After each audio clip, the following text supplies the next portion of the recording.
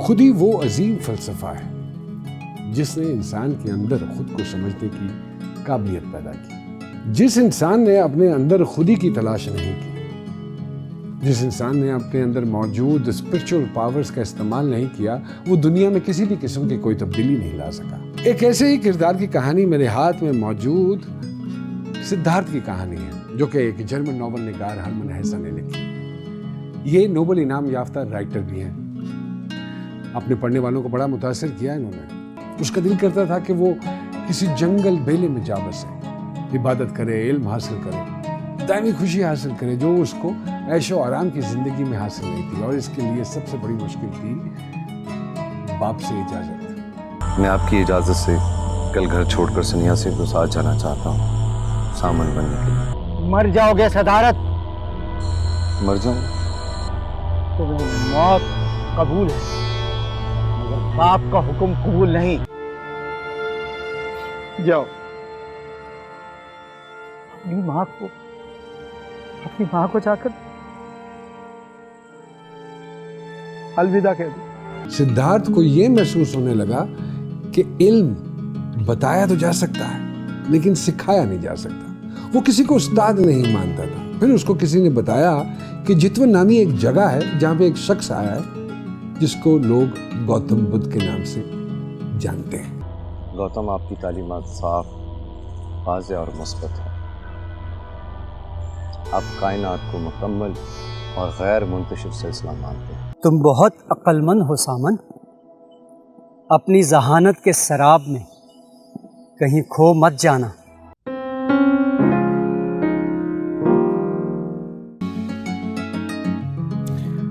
अस्सलाम वालेकुम। आज की किताब का नाम है सिद्धार्थ। खुद ही वो अजीम फलसफा है जिसने इंसान के अंदर खुद को समझने की काबिलियत पैदा की।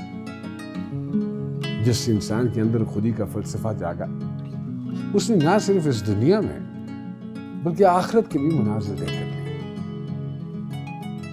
खुदी को पाने का जज्बा इंसान को उस मुकाम पर ले जाता है जो इस दुनिया का हिस्सा ही नहीं है। जिस इंसान ने अपने अंदर खुदी की तलाश नहीं की, जिस इंसान ने अपने अंदर मौजूद स्पिरिचुअल पावर्स का इस्तेमाल नहीं किया, वो दुनिया में किसी भी किस्म की कोई तब्दीली नहीं ला सका।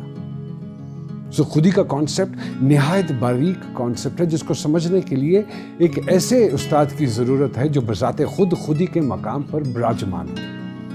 खुदी को समझने में जरा सी चूक, जरा सी भूल ना सिर्फ इंसान को खुद से दूर कर सकती है, बल्कि खुदा से भी दूर कर सकती है।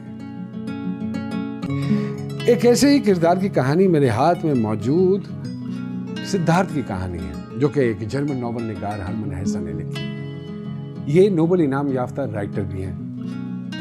अपने पढ़ने वालों को बड़ा मुतासिर किया इन्होंने और कदीम हिंदुस्तानी तहजीब का बड़ी गहराई से मुताला किया। और इस सिलसिले में 1911 में इन्होंने हिंदुस्तान का सफ़र भी किया। 1922 में ये किताब लिखी गई और इस किताब को न सिर्फ जर्मन जुबान में बल्कि और भी दीगर और मशहूर जुबानों में इसका तर्जुमा किया गया। ये कहानी है एक ऐसे इंसान की जिसके पास दुनिया की हर चीज़ मौजूद थी। सोने का चम्मच लेकर पैदा हुआ, खाने के लिए अच्छा खाना, पहनने के लिए अच्छे कपड़े, प्यार करने वाली मालदार बेहतरीन फैमिली, वो सब कुछ था इसके पास जो एक आम इंसान ख्वाहिश करता है। लेकिन फिर भी वो खुश नहीं था। उसको ऐसा लगता था कि जैसे ये चीज़ें उसको वो दायमी खुशी नहीं दे पा रही हैं जो उसको चाहिए, जिसकी उसको तलाश है।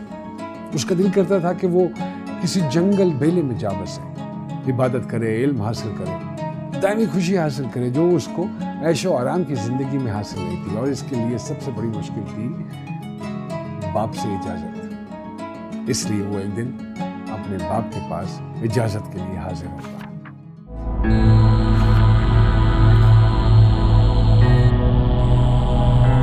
तुम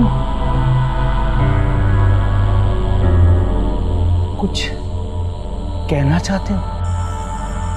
मैं आपकी इजाजत से कल घर छोड़कर सन्यासी के साथ जाना चाहता हूँ, सामन बनने के लिए। और मुझे उम्मीद है मेरा बाप रुकावट नहीं बनेगा। तर्क सभान बड़े को जेब नहीं देनी। मैं तुम्हारे इस फैसले से बिल्कुल खुश नहीं और आइंदा मैं तुम्हारे मुंह से ऐसी बात सुनना पसंद नहीं। खड़े क्यों? आप वाकिफ हैं।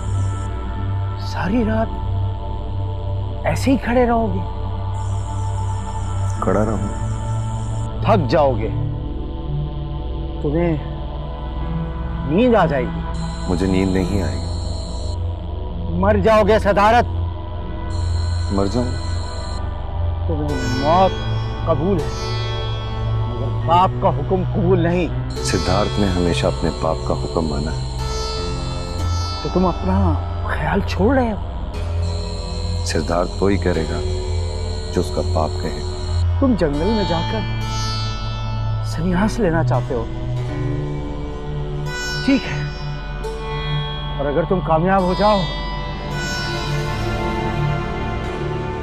तो मुझे जरूर बता दो। ये ख्याल तर्क कर दो, तब भी लौट कर आ जाना और मुझे ना अपना शागिर्द बना लेना। फिर हम मिलके ना देवताओं की इबादत करेंगे।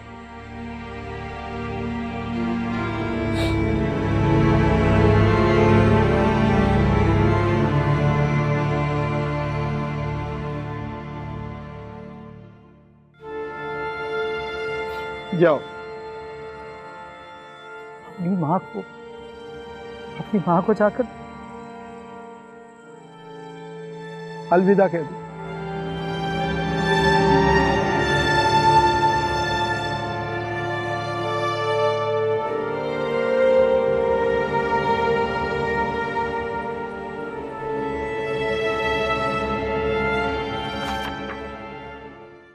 अपनी दायमी खुशी हासिल करने के लिए घर छोड़कर आने वाला सिद्धार्थ अकेला नहीं था, बल्कि उसका दोस्त गोविंदा भी उसके साथ था।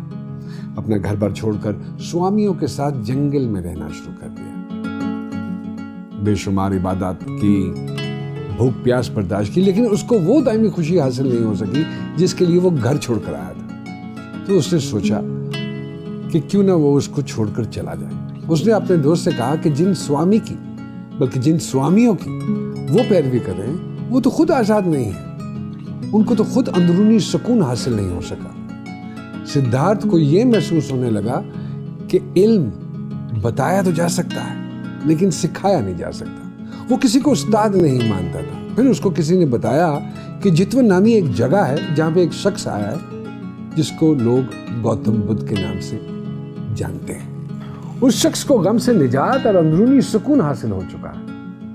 सिद्धार्थ और गोविंदा दोनों गौतम बुद्ध की तलाश में निकलते हैं और आखिरकार वो जा मिलते हैं गौतम बुद्ध से। चलिए चल के देखते हैं कि सिद्धार्थ ने क्या हासिल किया गौतम बुद्ध से और गौतम ने सिद्धार्थ को क्या कहा।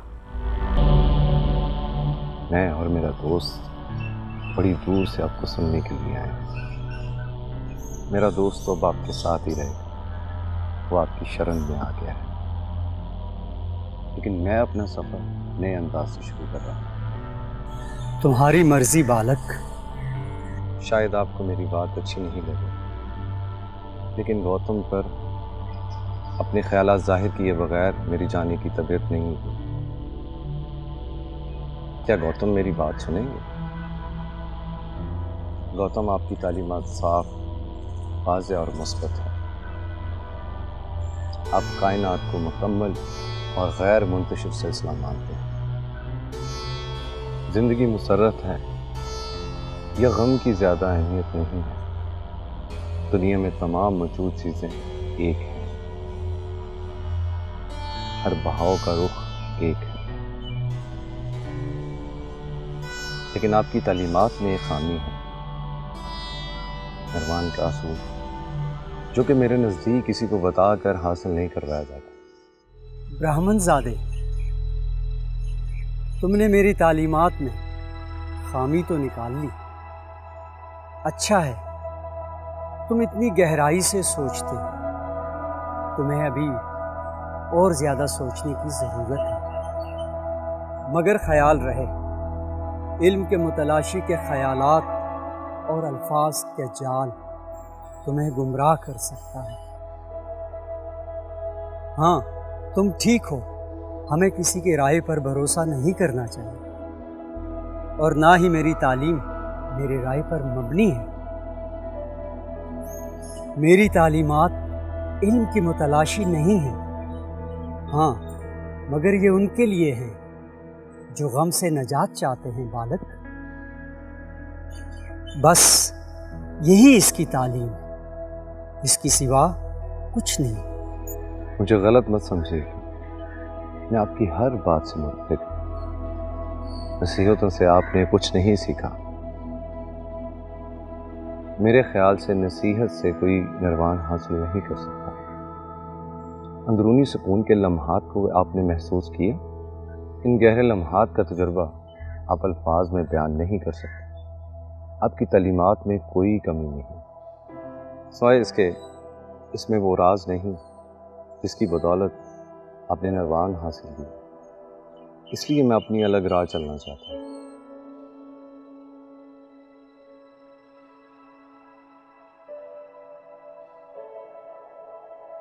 तुम्हारी दलील माकूल है, मगर तुम क्या चाहते हो बालक? मेरे साथ मुक़द्दस रास्ते पर चलने वाले लोग वापस अपनी दुनिया में चले जाएं और फिर से अपनी ख्वाहिशात के गुलाम बन जाएं। मेरी ख्वाहिश है कि आप सबके बताए हुए रास्ते पर चलें, लेकिन मुझे लगता है कि अगर मैं आपका मोतक़िद होता तो आपकी बात की गहराई को समझने के बजाय मैं अपने आप को धोखा देता रहता कि मुझे निजात मिल गई। लेकिन हकीकतन मेरी अना जिंदा रहती, क्योंकि वो अना आपकी तालीमात में बदल जाती है, और आपके लिए मेरी मोहब्बत और मेरा यकीन बदल जाता है। तुम बहुत अक्लमंद हो सामन। अपनी जहानत के शराब में कहीं खो मत जाना।